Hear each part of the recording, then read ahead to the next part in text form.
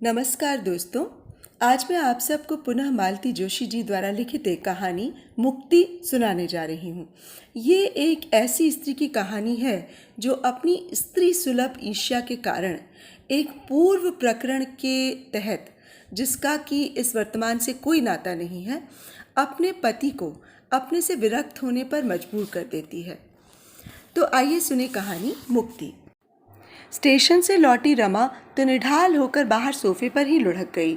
जब भी कोई मेहमान विदा होते हैं, रमा इसी तरह थक जाती है। एक तो 4 दिन पहले से वो सफाई अभियान शुरू कर देती है, फिर मेहमानों के आने पर उन्हें सुबह शाम नए नए व्यंजन बनाकर खिलाने में उसकी सारी शक्ति खर्च हो जाती है। उनके साथ घूमना भी पड़ता है, पिकनिक, सिनेमा, शॉपिंग, सैर सपाटा। मेहमानों के विदा होने पर बिखरे घर को समेटना भी उसे भार लगने लगता है। मंजू यूं तो अकेली ही आई थी, पर 4 लोगों के बराबर थी। उन लोगों के साथ तो उसकी चुहलबाजी चलती ही रहती थी। बच्चों के साथ भी उसने खूब धमा चौकड़ी मचाई। बच्चे भी आंटी से बड़े प्रसन्न थे। 2 दिन तो स्कूल भी गोल किए रहे। 4 दिनों तक घर में उत्सव सा चलता रहा। उसके जाते ही एकदम खाली खाली लग उठा था। रमा बुरी तरह थक गई थी, शरीर से भी और मन से भी। मन से शायद और भी ज्यादा। चाय लोगी? राकेश ने आकर पूछा तो समझ गई कि उनका पीने का मन हो रहा है, पर वो वैसी ही लेटी रही और अनमने भाव से कह दिया, ना, बहुत थक गई हूँ। अभी चाय पी लूँगी तो फिर नींद नहीं आएगी। मैं बस सोना चाहती हूँ। तो अंदर जाकर लेट जाओ ना, बिस्तर लग गए हैं। वो उपकृत भाव से उठी और बेडरूम में जाकर लेट गई। राकेश पर उसे प्यार आने लगा। सच, कितने समझदार हैं। कपड़े बदलने भीतर आए होंगे, उतनी देर में चादरें भी बदल दी। जानते हैं ना कि वो बहुत थक गई है। रसोई से हल्की खटर पटर की आवाज आ रही थी, पर उसने ध्यान नहीं दिया। स्टेशन जाने से पहले सभी लोग भारी भरकम नाश्ता कर चुके थे। तभी ये तय हो गया था कि अब रात को खाना गोल कर दिया जाएगा। उसी घोषणा का सहारा लिए वो चुपचाप पड़ रही।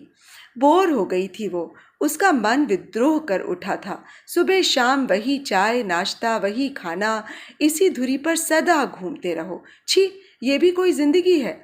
मंजू को देखो, कैसा अलमस्त जीवन है। मन हुआ बना लिया, मन हुआ बाहर खा लिया। कोई झंझट नहीं, कोई परेशानी नहीं। जितना कमाया अपनी मर्जी से खर्च कर दिया। कोई हिसाब पूछने वाला नहीं है। चेहरे पर कैसी सुर्खी बनी हुई है। कौन कहेगा कि वो रमा की हमउम्र है? कौन विश्वास करेगा कि रमा ने भी कॉलेज का रंगीन विश्व देखा है? एमए न सही, बीए तो किया है। गृहस्थी के गोरख धंधे में सब कुछ भूलता जा रहा है। दिन भर में एक उपन्यास चाट जाया करती थी कभी, पर अब रोज का अखबार भी नियम से नहीं पढ़ पाती। शैले और कीट्स, प्रसाद और पंत, पता नहीं मन के किस कोने में दबे पड़े हैं। अब तो बस धोबी का हिसाब और दूध की डायरी लिखने तक ही उसकी बौद्धिकता सिमट आई है। इन बातों का एहसास उसके मन में पहले भी कहीं रहा होगा, पर मंजू की उपस्थिति में वो एकदम सतह पर तैर आया था। शायद इसलिए वो मंजू के आगमन से डरती थी। तभी तो उसने उस दिन राकेश से कहा था, एग्जामिनर बनकर आ रही है तो उसे टीए डीए भी तो मिलता होगा। अपना इंतजाम खुद कर लेना, ये कोई रेस्ट हाउस है? वे देखते ही रह गए, फिर धीरे से बोले, करने को तो कॉलेज वाला ही सारा इंतजाम कर देते हैं, पर हम लोगों के यहाँ रहते वो कहीं और रुकेगी तो अच्छा लगेगा। उससे भी शायद यही सोचा होगा। हाँ, ठीक तो है, इतना नज़दीकी रिश्ता है उनका। उनके यहाँ रहते मंजू और कहाँ रुकती भला।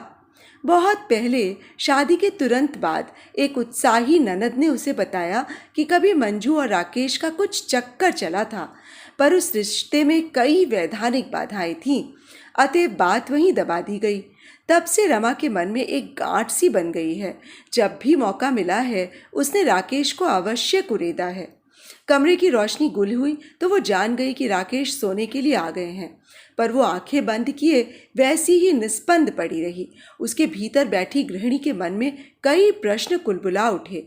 दूध की अलमारी बंद तो कर दी थी, बाहर वाले दरवाजे का ताला ठीक से देख लिया था, बच्चों के कमरे में लाइट तो नहीं जल रही, पर उसने सबको डांट कर चुप करा दिया। आज वो सिर्फ आराम करेगी, बहुत थक गई है। जिस दिन से घर में पांव दिया है खट रही है। आज चैन की नींद सोएगी। लेकिन बगल वाले पलंग पर नाक बजनी शुरू हो जाने के बाद भी वो जगी रही थी।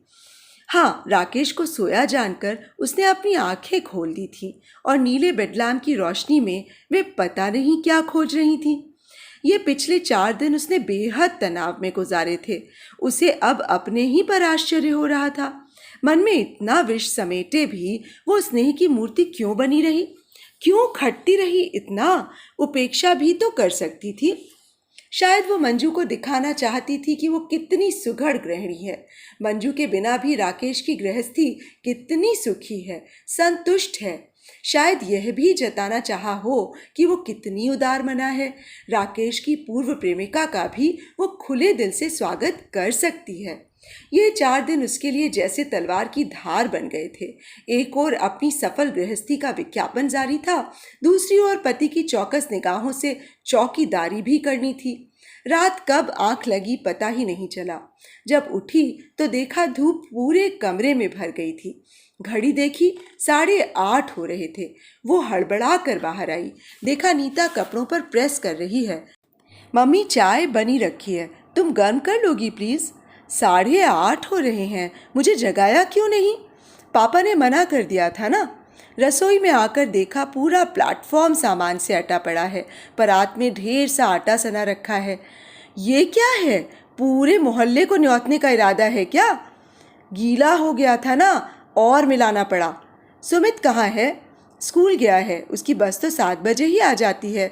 नाश्ता करवा दिया था, दूध के साथ बिस्किट दे दिए थे। टिफ़िन में मठरी और केक रख दिया है। पापा कहाँ हैं? बाजार गए हैं, शायद इडली सांभर लाएंगे। इडली की क्या ज़रूरत पड़ गई?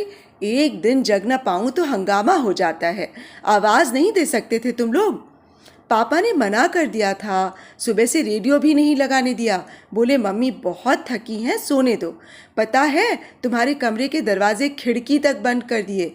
अभी बाहर जाते हुए खोल कर गए हैं, नहीं तो पता नहीं कब तक सोती तुम।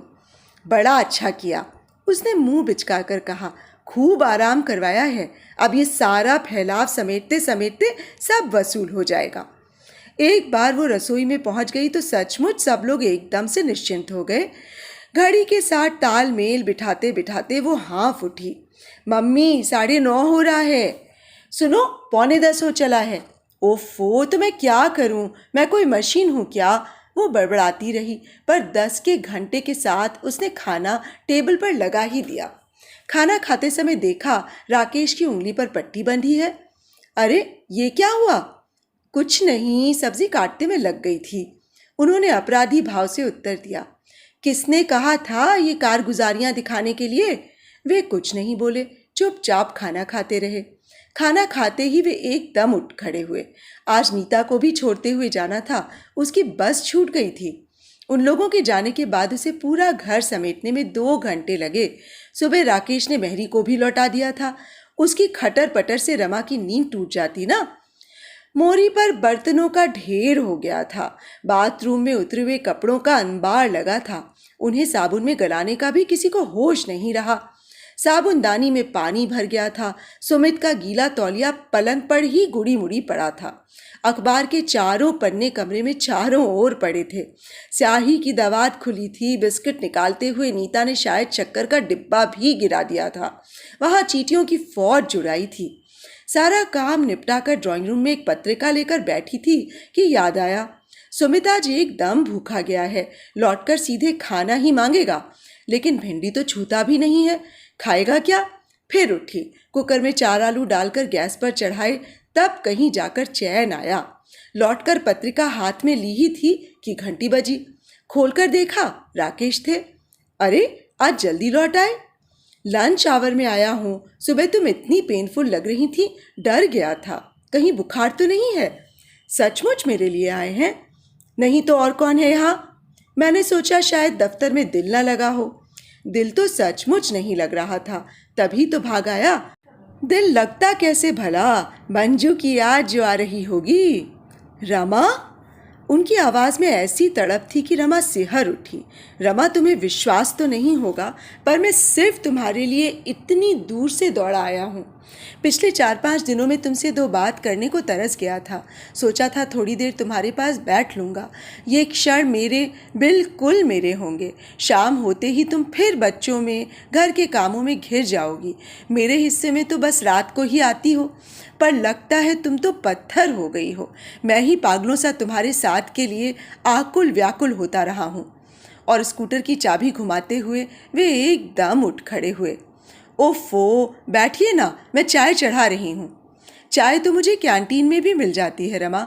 जो वहाँ नहीं मिलता उसी के लिए तो आदमी घर की ओर दौड़ा आता है। रमा, 29 वर्ष की आयु में शादी की है मैंने। उससे पहले वाला जीवन बिल्कुल सपाट रहा है, ऐसा मैंने कभी नहीं कहा। पर शादी के साथ ही मैंने अपने अतीत पर पर्दा डाल दिया था। भूल गया हूँ मैं विगत को, पर तुम उसे बराबर याद रखे हुए हो। एक अभिशाप की तरह वो प्रसंग तुमने ओढ़ लिया है। उससे शायद तुम्हें कभी मुक्ति नहीं मिलेगी। शायद तुम मुक्त होना चाहती भी नहीं। और वे पलक झपकते सीढ़ियाँ उतरकर चले गए। वो पुकारना चाहती थी, पर आवाज़ जैसे गले में फंस कर रह गई। तो अभी आप सुन रहे थे मालती जोशी जी द्वारा लिखित एक कहानी मुक्ति। तो देखा दोस्तों, किस तरह एक बेबुनियाद शक हंसती खेलती जिंदगानी को तबाह कर देता है। आप सबको दोस्तों मेरा कथावाचन और कहानियों का चुनाव कैसा लगता है, मुझे अवश्य बताइएगा। तो अब मुझे इजाज़त दीजिए। नमस्कार।